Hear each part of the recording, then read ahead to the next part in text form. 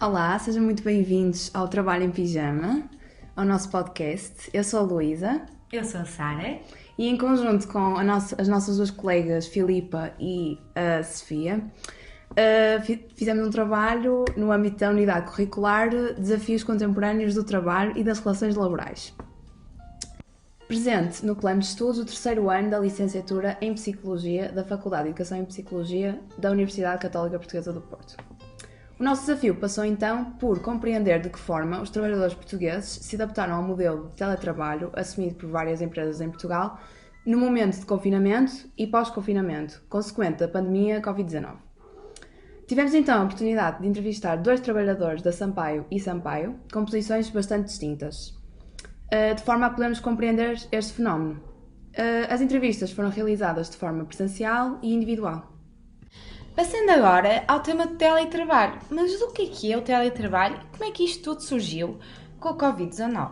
Bem, como já todos sabemos, a Covid-19 foi o motivo pelo qual de repente a nossa vida mudou drasticamente e que criou fortes razões económicas e sociais para que os empregadores começassem a trabalhar a partir de casa, uma grande nova realidade para muitos de nós.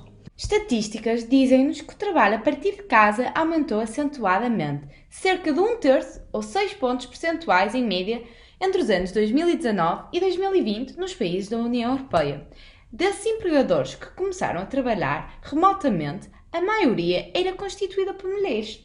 No entanto, e como também já devem saber, existem diferentes indústrias que são caracterizadas por produtos e processos produtivos variados, o que faz com que nem todas as indústrias tenham a possibilidade de implementar o trabalho a partir de casa. Este é o caso específico da indústria têxtil, automóvel e cerâmica. Em todas estas indústrias existe recurso a máquinas e a um processo industrial que exige não só a mão de obra, mas recurso a máquinas que apoiem todo o processo, desde a fase inicial até ao acabamento. Nas presentes entrevistas, os trabalhadores inserem-se na indústria têxtil e vamos em seguida já explicar melhor o conceito da empresa Sampaio Sampaio. Só para concluir a temática do teletrabalho, podemos então dizer finalmente que o acesso à maquinaria pesada no chão de fábrica a partir de casa não é possível de qualquer forma e que, neste caso, a prestação física dos serviços tem que ser feita mesmo nas fábricas. Como já vos mencionámos anteriormente, a empresa que nós fomos investigar foi a Sampaio e Sampaio. Mas o que é a Sampaio Sampaio? A Sampaio Sampaio atua não só no mercado nacional, como também no mercado internacional. No mercado do México, Argentina, Brasil e Egito. As principais áreas de atuação da Sampaio Sampaio centram-se na indústria têxtil, automóvel e cerâmica. A Sampaio Sampaio fornece máquinas de fiação, tiares circulares, tiares retos, máquinas de tingir fio e malha, máquinas de acabamento, equipamentos de recuperação energética e equipamentos de automação industrial, nas diversas indústrias. Para além disso, a Sampaio Sampaio desenvolve ar-condicionado para a indústria têxtil, fiação, tecelagem, estamparia digital e têxteis técnicos, com a sua própria marca de equipamentos GS Air Technology, que é uma marca registada. É também de extrema relevância mencionar que a Sampaio Sampaio é certificada pela TÜV ISO 9001, com certificado de qualidade. Posteriormente, fomos falar com dois trabalhadores desta empresa. O MS, que tem 52 anos, é casada com um filho e uma neta e frequentou um curso de secretariado de 6 meses. No entanto, desistiu, pois foi emprego pela Sampaio Sampaio. A participante de 52 anos trabalhou sempre na área do secretariado, mudando durante o seu percurso profissional poucas vezes de empresa.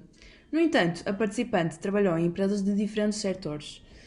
Verificamos aqui que esta participante teve um percurso mais linear e com poucas alterações de emprego ao longo da sua carreira profissional. Já o FS, que tem 45 anos, é casado e com 2 filhos, frequentou o curso superior de Gestão de Empresas no Instituto Superior de Administração e Gestão. Posteriormente a finalizar o curso, estagiou durante 1 ano e meio na Alemanha. O FS é fluente em alemão, pois este frequentou o Colégio Alemão do Porto e isto ofereceu muitas oportunidades, nomeadamente de estagiar em empresas do ramo têxtil na Alemanha. Aqui, este pôde aprender todo o processo têxtil, desde a fiação aos acabamentos até à confecção do mesmo. O participante ainda referiu que a Sampaio é uma empresa familiar e o mesmo menciona que o seu bisavô foi fundador desta empresa.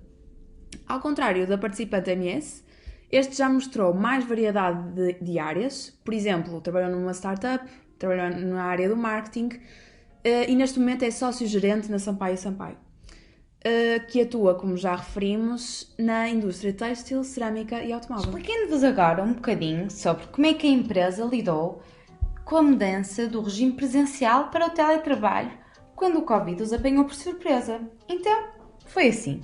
A empresa Sampaio Sampaio, no começo da pandemia, passou para o teletrabalho, mas os montadores das máquinas sempre trabalharam presencialmente, pois o trabalho deles passa pelo contacto direto com as máquinas a funcionarem na indústria têxtil, automóvel e cerâmica.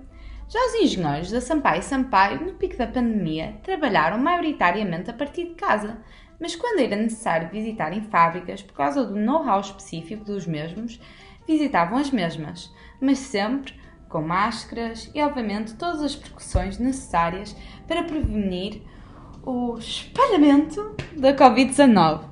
Para além disso, passando agora às secretárias, estas trabalhavam em turno. O que é que isto quer dizer, então? Simplesmente é muito fácil. Uma pessoa estava sempre presente na empresa para receber encomendas, por exemplo, peças especiais e específicas para as máquinas, para a tecelagem, para o acabamento de fios, ou seja, alguém tinha sempre que estar presente na empresa. Nisto também uma pessoa estava presente para atender telemóveis. Outra encontrava-se em casa. O problema que isto criava na Sampaio Sampaio era que os telemóveis de empresas específicos não redicionavam as chamadas para o telemóvel pessoal das trabalhadoras, sendo que sempre era necessário pedir para que uma funcionária que estivesse presente na empresa fisicamente dissesse à outra trabalhadora para devolver a chamada que tinha recebido. Passando agora e explicando-vos um bocadinho como é que os trabalhadores, ou seja, ambos os entrevistados, percepcionaram o regime de trabalho na pandemia de Covid-19. Ou seja, ambos os participantes mencionaram que o facto de a pandemia 19 ter disruptado a forma de trabalho causou alguns constrangimentos, como por exemplo não haver contacto social e humano nas interações de trabalho e somente tudo ser resolvido praticamente por telefone entre trabalhadores.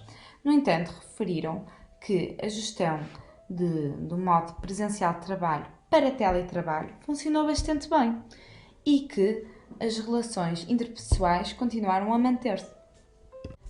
Vamos agora inserir aqui um pequeno áudio de entrevistada MS para explicar a mudança de local de trabalho para casa, algo que foi bastante original. Ao princípio teve piada, pronto. Teve muita piada. Montei um escritório em casa, pus uma letreira a dizer uma divulgação arcozil da Sampaio Sampaio, as fotografias, brincamos todos com isto. Vamos agora, posteriormente, também ainda introduzir um áudio de participante FS para explicar como é que foi possível trabalhar a partir de casa, apesar das crianças pequenas, e também das vistas das vantagens de trabalho e da comparação de custos. Existe uma dificuldade, e eu sentia isso, senti essa dificuldade também, nos poucos dias que tive, fechado em casa, passa a expressão, foi o facto de quem tiver crianças pequenas que tenham que estar também concentradas no teletrabalho deles, na escola, temos que controlar o trabalho deles, portanto o facto de terem que estar devidamente concentrados nas aulas, o que não é fácil para uma criança de 5 anos ou de 6, estar sentada muito tempo à mesa com o computador em frente, e esse ambiente de tensão dentro de casa existiu de facto, e não só comigo, mas foi geral. Quem tem crianças pequenas. Quem não tem crianças, tudo depende se calhar das condições, do tipo de casa que vive, se tem jardim, se não tem. Já ouvi vários tipos de testemunhos até de amigos meus, vivendo num apartamento pequeno, as coisas às vezes não são fáceis. No meu caso em particular, Eu posso dizer que me sinto um homem de sorte porque não só tenho uma casa com boas condições, com mais do que uma ou duas divisões onde posso estar mais sossegado a trabalhar, mas também por ter um jardim onde se pode apanhar ar, na altura do pico da pandemia, o estarmos fechados, conforme disse anteriormente, não é fácil, mas tendo um pequeno jardim que seja, já é muita ajuda. Portanto, acabamos por conseguir ultrapassar com alguma facilidade essa fase. De facto, trabalhar a partir de casa é tentar equilibrar os vários papéis que a pessoa assume, como por exemplo se forem pais, como é caso em ambos participantes, se tiverem também animais de estimação. Então, tudo isto é um grande processo para poder gerir tudo. Muitos trabalhadores tiveram então o desafio de cumprir as necessidades enquanto trabalhador e também as necessidades enquanto elemento de família e também dono de animal de estimação. A isto tudo se chama o equilíbrio entre a vida profissional e pessoal, que muitas pessoas conseguiram atingir com o teletrabalho mais facilmente do que com o regime de trabalho presencial. Para além disso, uma vez que as pessoas não tinham que transitar perante o lugar de trabalho e o lugar de residência, não perdiam muito tempo do seu dia em commuting. Commuting é o termo a que diz conceito as respectivas viagens recorrentes entre trabalho e casa. Ou seja, o custo das viagens entre trabalho e casa foi completamente anulado, nomeadamente as pessoas não se tinham que preocupar com o tempo que gastavam nas viagens e, consequentemente, também não gastavam tanto dinheiro em combustíveis. De facto, vê-se que esta tendência para fazer reuniões até online, em vez de ir a um local e, não gastar combustível, é uma boa tendência, tanto para o ambiente como também para as pessoas não perderem tempo entre reuniões. Isto, pelo menos na Sampaio Sampaio, foi algo que até perdurou, ou seja, muitas vezes, quando se tinham reuniões com a Alemanha, fazia-se, por exemplo, uma viagem de trabalho para ir ao local. No entanto, agora, pós-Covid e pós-pandémico, o que aconteceu foi que muitas reuniões que eram de pequena duração e pouca importância, segundo entrevistados, eram realizadas online, podendo assim então diminuir os custos e, no mesmo, reunir. Desta forma, podemos então confirmar que várias empresas, incluindo a Sampaio Sampaio, podem agora rentabilizar tempo e até mesmo poupar dinheiro. Então, apesar da Covid-19 ter sido muito desafiante em inúmeros aspectos, também trouxe alguns aspectos positivos. Uma das nossas questões de investigação foi perceber se durante o teletrabalho proveniente da pandemia Covid-19, se a identificação organizacional se manteve. Através da entrevista aos participantes, ficámos a perceber que esta empresa manteve sempre a identificação organizacional. Talvez por esta ser uma empresa familiar, no entanto, é importante percebermos o que é isto da identificação organizacional. Portanto, como seres humanos, intrinsecamente, temos a necessidade de nos integrarmos em algum tipo de grupo, procurando características que se assemelhem às nossas. Nas organizações, este fenómeno é super visível e daí surge a identificação organizacional, ou seja, esta é caracterizada por pontos positivos que a empresa tem e que nós, como trabalhadores, identificamos como nossas e os nossos próprios valores, absorvendo para nós mesmos e tornando os nossos próprios princípios. Vamos agora incluir um pequeno excerto onde os participantes abordam esta questão da identificação organizacional e como se sentiram durante a pandemia e o teletrabalho. Sim, não houve nada, não houve alteração nenhuma, nem ninguém se achou que havia alteração só porque nós estávamos aqui. A nossa postura foi sempre de todos, eu falo por todos porque sei que é verdade. Okay. Foi sempre a mesma postura, como se estivéssemos aqui a trabalhar, a ver o patrão, as outras pessoas todas. Nunca houve alteração nenhuma, nem nunca há, é sempre igual. Okay. Todos funcionamos sempre igual, esteja cá o patrão, não esteja. Acho que entre todos temos essa sorte que toda a gente tem a responsabilidade e a noção do que estamos a fazer. Não é? Também ninguém é pequenino aqui, nem os meninos, mas a noção foi sempre igual, sempre. A gerência, neste caso eu e o meu irmão, o João, nós temos muita confiança em cada um dos nossos colaboradores, por isso nós colocamos à consideração de cada um, nomeadamente, estou a falar agora da parte administrativa só. Da parte dos colaboradores da parte administrativa estão livres de escolherem se querem fazer o seu trabalho a partir da empresa mesmo ou a partir de casa. E como existe digamos, um ambiente de trabalho muito saudável, eu acredito que as pessoas, quando estão em casa, são pessoas responsáveis, nas quais depositamos a maior confiança. Então, agora queríamos começar a explicar aqui um bocadinho o que é o burnout, também para vocês perceberem melhor, que é assim, nós ouvimos a palavra burnout e pensamos sempre no senso comum, não é? Que é pessoas estressadas, cansadas, mas será que isto se enquadra mesmo nisto? Utilizamos várias fontes para melhor compreender o que é o burnout. Utilizamos o site da Organização Mundial de Saúde, como também artigos de Scheffel e Hensman, The Burnout Companion to Study and Practice a Critical Analysis, e também um artigo de Rego, Moreira, Felício e Souto. Como sabemos, vivemos num mundo volátil, incerto, como podemos ver com a Covid-19, complexo e ambíguo. Este cenário cria desafios contínuos e intensos para as pessoas e também para as organizações, não esquecer este fator. A agilidade, capacidade de adaptação e transformação e resiliência são algumas das competências solicitadas para lidar com este tipo de cenário na natureza global. Existe uma multiplicidade de sintomas também associados ao burnout, que podem ser de natureza afetiva, como por exemplo alterações do humor, medos indefinidos e irritabilidade, tal como cognitiva, por exemplo, perda de ideias, esperança, desconfiança nos colegas de trabalho e sensação de não ser apreciado no trabalho. Depois também existe a vertente física, como por exemplo dores de cabeça ou costas, insónia, problemas gastrointestinais e cardíacos. E também, por final, a parte comportamental, ou seja, aqui inserem-se os conflitos de trabalho de família, absentismo, isolamento e diminuição de eficácia e produtividade. Mas por que é que vos explicamos isto tudo do burnout agora? Bem, nós aplicamos a escala burnout para melhor perceber se os trabalhadores da Sampaio e Sampaio sentiam sintomas de burnout. Mas que escala é que aplicamos?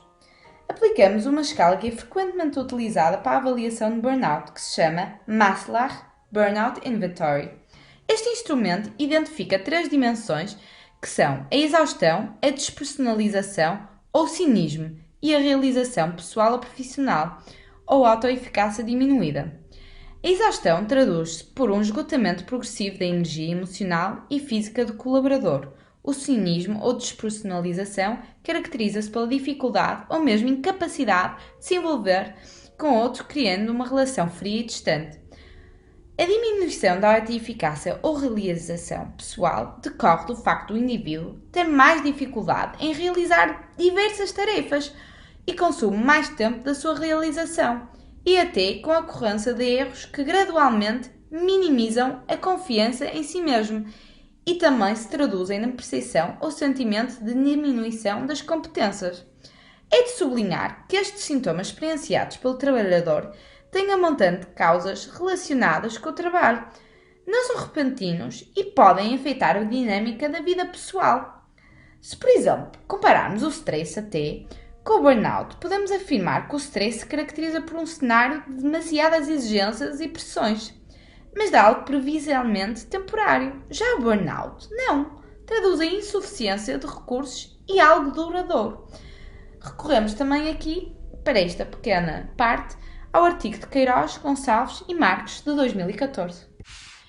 Aplicamos aos 2 participantes a escala Burnout, que é uma versão portuguesa do Maslach Burnout Inventory, que já vos falamos há bocadinho um pouco. Então, aplicamos a escala a ambos os participantes, MS e FS.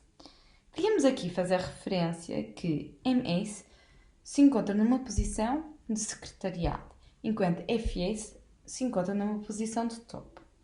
Podemos então avaliar, começando por FS, que este tem níveis mais altos de burnout, sendo que o mesmo reflete sobre se sentir emocionalmente esgotado pelo próprio trabalho pelo menos uma vez por semana e também se sente desgastado no fim do dia de trabalho, pelo menos uma vez por semana.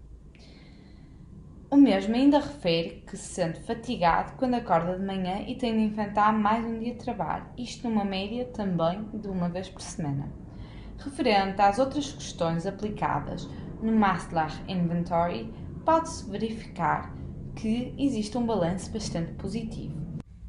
No que toca à parte de sentir-se cheio de energia, estar entusiasmado com o trabalho, e também se sentir forte e com vigor. Ou, por exemplo, quando se pergunta se sente imerso no trabalho. Para além disso, então, podemos verificar aqui uma pequena contradição, pois de um lado sente-se fatigado e também desgastado, pelo outro lado sente que o trabalho o inspira e que tem orgulho no trabalho que faz. A partir de artigos, podemos verificar que as pessoas que se encontram com trabalhos em posições de topo muitas vezes experienciam maiores números de burnout que pessoas que têm um trabalho mais simples, não encontrando-se então em posições de topo. Quando avaliamos e discutimos os resultados de MS relativamente à aplicação da escala de Maslach, podemos verificar que a mesma apresenta valores bastante positivos sobre o facto de sentir cheia de energia, entusiasmada e contente a trabalhar. Apresentou também baixos níveis de stress relativamente ao se sentir esgotada no trabalho, desgastada no fim de trabalho, contrariamente a FS, que sente que isto acontece pelo menos uma vez por semana. Podemos ainda verificar que há apenas um valor que sai bastante da média, sendo este então o seguinte: quando estou a trabalhar não gosto que me incomodem com outras coisas. A MS respondeu relativamente a isto algumas vezes por semana, sendo então possível verificar que a mesma não gosta de ser incomodada pelo trabalho, mas esta resposta não tem um peso significativo para podermos estar preocupados com o burnout da MS. Agora que já percebemos o que é o burnout, vamos perceber o que é o bem-estar, que foi outra questão de investigação que utilizámos neste trabalho. Quisemos perceber se na Sampaio e Sampaio o bem-estar foi algo privilegiado na situação Covid-19 e de teletrabalho. O bem-estar é uma definição muito baseada no senso comum. No entanto, vamos perceber realmente o que é o bem-estar. O bem-estar conseguiu integrar-se no campo científico da psicologia e tornar-se um dos temas mais discutidos da atualidade. Apesar de ser um tema até bastante complexo, é possível enunciar o seu significado, alicerçado em propostas de vários autores. Por exemplo, de Ryan e Deci, que definem o conceito de bem-estar como um ótimo funcionamento psicológico e experiências positivas. No entanto, para outros autores, o bem-estar compreende o resultado dinâmico das avaliações dos indivíduos acerca das suas relações, das suas cognições de vida e do meio envolvente, emergindo o bem-estar do balanço entre expectativas e nas realizações. Este estudo foi baseado nas conclusões de Humpert e de Keyes. Os nossos dois participantes reportaram que consideram que na Sampaio e Sampaio o bem-estar foi realmente privilegiado pela empresa nesta situação tão difícil e por isso vamos inserir aqui os testemunhos dos nossos participantes do MS e posteriormente do FS. Olha, o bem-estar no trabalho é aquilo que nós todos presenciamos aqui nesta empresa. Estamos sempre levantar de manhã e não ter aquela coisa de dizer vou trabalhar. Ou nunca mais tenho horas de ir embora, ou nunca mais é sexta-feira, não. Bem normal, tranquila, saber que venho para um sítio tranquilo, que posso estar à vontade, que falo com as pessoas o que tiver que falar e as pessoas aceitam. Acho que nós aqui temos bastante isso. Ok. Acho que temos isso que também contribui para que estejamos aqui cansados. Há dias que estamos exaustos, estamos, a cabeça já não dá para mais porque é muita coisa e sempre a andar, sempre a mexer. Mas em termos de ambiente e tudo ajuda que as pessoas dão-se bem, as pessoas têm respeito todas umas pelas outras, ninguém calca ninguém, ninguém passa por cima de ninguém. Temos isso aqui, portanto, acaba bem em termos de bem-estar. Acho que toda a gente se sente bem em vir trabalhar todos os dias. No meu caso em particular, Eu posso dizer que me sinto um homem de sorte porque não só tenho uma casa com boas condições, com mais do que uma ou duas divisões onde posso estar mais sossegado a trabalhar, mas também por ter um jardim onde se pode apanhar ar na altura do pico da pandemia. O estarmos fechados, conforme disse anteriormente, não é fácil, mas tendo um pequeno jardim que seja, já é muita ajuda. Portanto, acabamos por conseguir ultrapassar com alguma facilidade essa fase. Bem, agora, passando a esta parte, queríamos vos falar um bocadinho sobre o coping e os mecanismos de coping. É assim, na verdade, quando realizamos a nossa entrevista, não tínhamos bem pensado nisto, porque a verdade é que é assim, não foram bem utilizados mecanismos de coping na Sampaio Sampaio para, pronto, melhorar aqui a situação pandémica e o teletrabalho. Mas vamos começar por explicar o que é o coping. O coping é um conjunto de estratégias a quais o indivíduo recorre para fazer frente a uma solicitação externa ou interna, avaliada como constrangedora, ou seja, pode ser inúmeras coisas e isto é completamente de caráter individual. As estratégias para fazer frente a esse tipo de solicitações têm por objetivo restabelecer o controle da situação considerada como estressante, de forma como o indivíduo avalia o estímulo ameaçador em função da situação na qual ele se encontra e da atividade no qual está comprometido, determina as modalidades às quais o mesmo recorre para controlar dada situação estressante. As estratégias utilizadas tanto podem ser cognitivas como comportamentais ou até ambas em simultâneo. As estratégias cognitivas, então, consistem na ponderação do caráter ameaçador da estimulação ou na reavaliação da relação do indivíduo com a ameaça. Já as estratégias comportamentais manifestam-se por ações destinadas a neutralizar a ameaça e pela modificação do comportamento, tendo em conta a nova situação. Podemos concluir que usaram, bem, não foram mecanismos de coping, mas usaram aqui umas estratégias para melhorar a situação face à pandemia Covid-19 e ao teletrabalho. Agora, queríamos só explicar qual é que foi o nosso pequeno problema aqui com os mecanismos de coping e a situação pandémica. Ou seja, de acordo com a literatura que procuramos, não foram utilizados especificamente mecanismos de coping para combater os problemas de saúde mental e para melhorar o bem-estar. Foi criado, no entanto, por exemplo, uma criação num espaço único e individualizado em casa para a pessoa se conseguir concentrar melhor e fazer a divisão entre a vida pessoal e a profissional. E assim também foram encontradas novas formas de interagir com colegas e clientes virtualmente. E assim se descobriu, por exemplo, o Google Meet, o Zoom e pode-se transferir o que antes acontecia presencialmente para o online. Pronto, isto foi exatamente o que aconteceu também na Sampaio e Sampaio.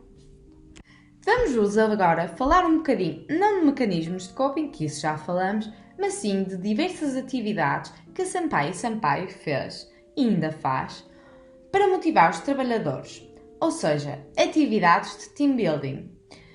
Estas consistem em ralis, jantares de empresa, prémios de Natal e Verão, entre outros. Agora introduzimos aqui o áudio DFS para melhor explicar estas mesmas atividades que já enumerei. Fazemos regularmente atividades em conjunto, fazemos um team building de vez em quando, jantares de empresa, fomentamos esta relação entre gerência e colaboradores, porque acho que é muito importante que os colaboradores se sintam motivados diariamente para fazer o seu trabalho, porque se nós temos colaboradores que estão motivados, nós não temos que nos preocupar se eles estão a fazer o trabalho bem feito ou não, porque sabemos que estão a fazer o trabalho com toda a vontade e o melhor que podem.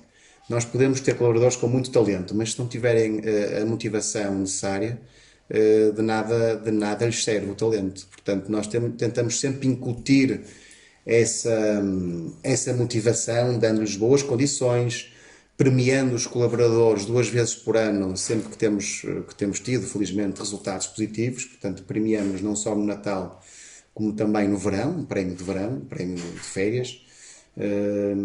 E isso é muito importante. Nós sentimos que há essa alegria, digamos, essa felicidade deles de verem que são reconhecidos pela gerência.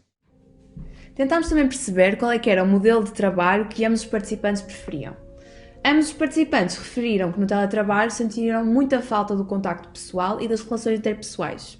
Mas então, que modelos de trabalho presencial, remoto ou misto é que os entrevistados preferiram? A MS contou-nos que não havia dúvidas qual é que era o seu modelo de trabalho que ela preferia. O modelo de trabalho de eleição de MS é o presencial e é também o modelo em que se encontra no momento. Pode-se perceber através das respostas da MS que jamais quer voltar ao modelo de trabalho híbrido ou mesmo ao teletrabalho. Já FS, face ao modelo de trabalho online, diz que jamais quer retornar a esta modalidade, mas que considera que o modelo híbrido é uma opção mais cómoda que o 100% presencial. Este participante mencionou que, como tem que fazer longas deslocações, pois tem que visitar fábricas no interior e habita no Porto, perde muito tempo em commuting. Este relata também que o modelo híbrido lhe permite aproveitar mais tempo com a família e com os filhos. FS considera também que se encontra em modelo híbrido, pois passa bastante tempo a responder e-mails em casa. No entanto, sabemos que FS já respondia a e-mails em casa anteriormente e por isso, face ao nosso conhecimento e ao balanço das respostas que obtivemos, podemos verificar que FS está, na verdade, a trabalhar em modelo presencial. Portanto, o que é que nós quisemos concluir com esta investigação? Quisemos perceber se na Sampaio & Sampaio o teletrabalho foi uma transição positiva ou mais negativa para os seus trabalhadores. Quisemos perceber se se manteve a identificação organizacional, se houve bem-estar nas condições de trabalho dos trabalhadores. Quisemos também perceber se os trabalhadores sofreram de burnout ou cansaço. E as nossas conclusões são que na Sampaio & Sampaio esta transição foi bastante positiva.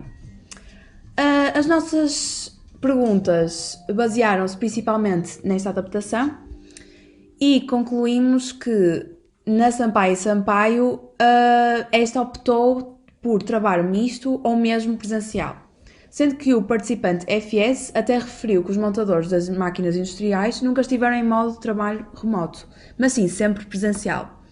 As respostas de ambos os participantes relativamente ao teletrabalho relatam que estes sentiram falta do contacto humano quando se encontravam apenas em teletrabalho, revelando assim que o contacto humano é algo essencial para ambos. As nossas entrevistas basearam-se num consentimento informado. Ambos os participantes tiveram acesso a este antes de realizar a entrevista e ambos concordaram com o consentimento informado. E foi possível realizar ambas as entrevistas sem entraves e com grande fluência. Obrigada por terem assistido ao nosso podcast. Nós achamos que este trabalho foi bastante enriquecedor para melhor compreender esta temática e pronto, obrigada. Esperamos encontrar-vos novamente num novo podcast. Obrigada!